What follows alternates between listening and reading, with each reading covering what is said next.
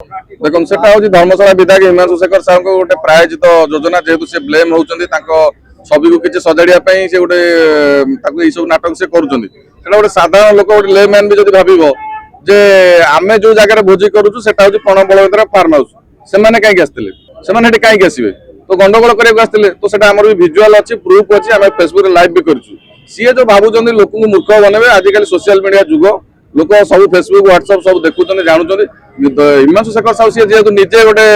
uneducated person कौन plus two ना कौन पढ़ी एत ज्ञान ना गोटे एमएल जस्ट हो तो एत ज्ञान ना सी भाव अल्प स्वल्प ज्ञान से भाव मुझे महाज्ञानी लोक जहाँ कहीदेवी भुआ बुलेदेवी लोक बोका बनीजे से जेहेतु थर विधायक निजक गोटे पहाड़ बाली माफिया जो पैसा हो जाए तो से अहंकार से उबुटुब होती से अहंकार जो उबुटुब होती से विभिन्न प्रकार आप देखुए रिसेंटली तो कथा हो मोहन माझी मनमोहन सामल भी टका नौ जो गोटे स्वाधीन विधायक औकात कौन अच्छी एत बड़ गुंडागिरी काम कर बीजेपी सरकार जो स्ट्रंग एक्शन नापी कहूँ आईन श्रृंखला को मजबूत करने चेष्टा कर स्वाधीन विधायक